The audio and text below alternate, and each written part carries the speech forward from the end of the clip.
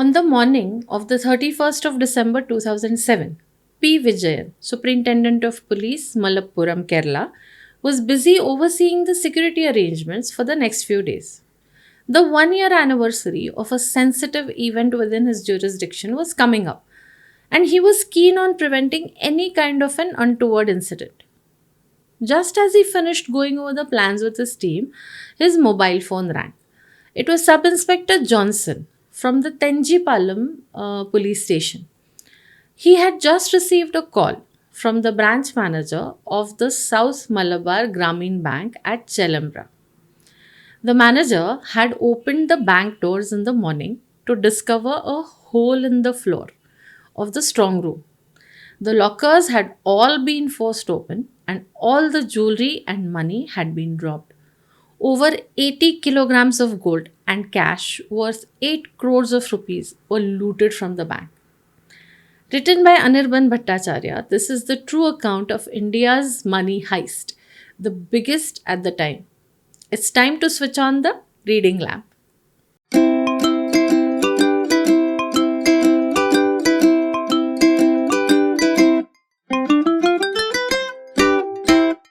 Hello, I'm Asaveri, and on this channel, I review books and talk about reading in general. Shall we have a look at the details of today's book? Facts and Figures. India's Money Heist, the Chelembra Bank Robbery, written by Anirban Bhattacharya, was published in 2022 by Penguin Random House India. It is a 304 pages long true story constructed from first person interviews of the police team that investigated the crime and confession details of the criminals. The book is available in paperback and Kindle format. The paperback costs about 275 rupees on Amazon at present. Now let's talk about the actual contents of the book. But no spoilers, no worry, just The cover story. every year in the first week of January, a 3 day festival takes place in Tirur, a town in the Malappuram district. In December 2007, P. Vijayan, an IPS officer of the Kerala cadre, was the Superintendent of Police of Malappuram. The previous year, riots had broken out on the first day of the festival, leading to the deaths of 3 people. SP Vijayan had taken charge of the district some time back, and he did not want any kind of a mishap happening this year. On the morning of the 31st of December, a Monday, he took reports from all 32 police stations in his jurisdiction, shared general instructions for the day, and went over the plans for the bandobast for the festival. By the time he was done, it was still just about 10 o'clock in the morning. That was when his mobile phone rang with the call from Sub Inspector Johnson. The branch manager of the South Malabar Gramin Bank in Chelembra village had opened the doors of the bank to find dust everywhere. When he checked the strong room of the bank, he found that there was a hole cut out in the floor. All the lockers and almiras had been opened forcefully. All the cash and jewelry had been robbed. It was one of the first crimes supposedly inspired by John Abraham's movie Doom. SP Vijayan immediately left for Chelembra. Even as he got into his police car, he began making calls on his mobile phone. First, he informed his seniors about the robbery. Then he made calls to the forensic team, the photographer, the scientific assistance team, and the fingerprint experts, and told them all to get to Chelembra as soon as possible. As he rushed towards the crime scene, he was already putting together a team of his best investigators. Although he didn't know the exact figure of the loot at that time, SP Vijayan knew that the bank held all the gold that people kept as collateral against loans. In India, and particularly in Kerala, gold is one of the most important forms of investment. It's often bought and gifted on auspicious occasions like weddings and festivals, which means besides money, a lot of emotions are invested in gold. SP Vijayan understood this, and it increased the gravity of the situation and the pressure on him to solve the crime as quickly as possible. A huge crowd had already gathered outside the bank by the time he reached there, and many of the people were weeping and shouting with hoarse voices. The bank was on the first floor, and the hole had been cut into the floor from the ceiling of the hotel downstairs. A pair of white flip flops with blue runner straps, the standard Hawaii chappal, were lying beside the hole, and a couple of footprints were visible in the dust. However, not a single fingerprint would later be found in the investigation. It was the work of an extremely intelligent criminal. India's Money Heist is a true story, written from both sides of the coin: the planning and execution by the mastermind criminals, and the difficult yet thrilling investigation by the Kerala police team led by SP Vijayan. Let me tell you what I think about the book so you can decide if this book is for you. Speaking my mind.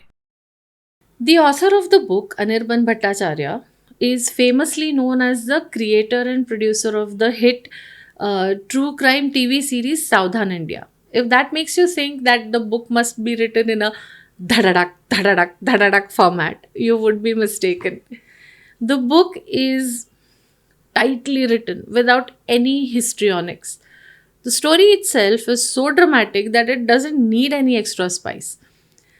The book gives an in depth look at the police investigation. It opened my eyes to the different procedures and techniques used by the police, the science behind them, and the sheer hard work and man hours involved in investigating a crime of this magnitude. What makes it super interesting is that it is set in the Indian context and is completely factual. This non-fiction thriller is a much better story than a lot of fictional crime investigation novels I've read over the years. The story kind of alternates between the perspectives of the criminals and the investigators. That doesn't mean that the author sympathizes with the criminals in any way.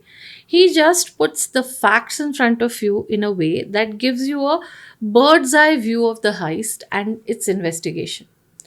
It's rich on details and yet so fast paced that it keeps you on the edge of your seat. I finished reading the book in a marathon session over the weekend. What comes out clearly in the book is the importance of good leadership and teamwork. Quote unquote. Your team must always be better than you, was Vijayan's conviction. Over the years, he had realized that although he was a control freak, at the end of the day, it was always teamwork infused with the sparks of brilliance from individuals which solved cases. That I think would be applicable not just to crime investigation but to every field or occupation. Now it's time for the LINEDSCAPE rating of today's book. LINEDSCAPE Rating. LINEDSCAPE is an acronym for the 10-factor rating system that I have devised to make my book ratings and reviews methodical and consistent. There's a link up there and in the description below to a more detailed video about the LINEDSCAPE rating system. You can check that out. So here goes. L for language. The language suits the subject. Straightforward and clear cut. 9 on 10. I for impact. Usually, we are so taken up with imported stories of crimes and investigations that we don't realize that there are brilliant stories happening for real right here. The book made me look at our desi police investigations with new eyes. 9 on 10. N for novelty. It is a gripping story, told in a very interesting manner, and it is absolutely true. 9 on 10. E for engagement. I was completely involved, not only in the outcome of the investigation, but in the process itself. Reading about the nitty-gritties of the investigation was entertaining and educational. 9 on 10. D for descriptions. At a little over 300 pages, it's a short book. Yet the author manages to create a clear picture of everything in a concise manner. 9 on 10. S for sense, also known as logic. The narrative shifts perspectives from time to time, from investigator to criminal and back.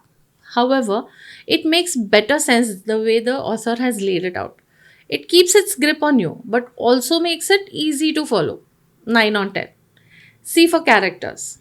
It's a true story, and a lot of the original names are retained. So there are repetitions which can be confusing. Even the author acknowledges that, and you can't really blame him. There are many characters in the story, and he has tried to do justice to all of them given the scope of the story. 8 on 10. A for aesthetics. My paperback didn't arrive on time, so I ordered a Kindle copy and read that. It's well formatted and easy to navigate, but I would suggest you buy the paperback. There are pictures in the back of everyone associated with the case, as well as crime scene photographs. You also get the updated status and present postings of most of the prominent investigators on the police team. 8 on 10. P for plot. A complex crime and a complex investigation, laid out in an easy to understand manner. 9 on 10. E for enjoyment. It's a fast paced thriller. There is no unnecessary faffing around, and the story grips you from beginning to end.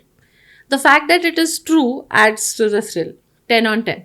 That gives us a total score of 89 on 100, which translates into 4.5 stars.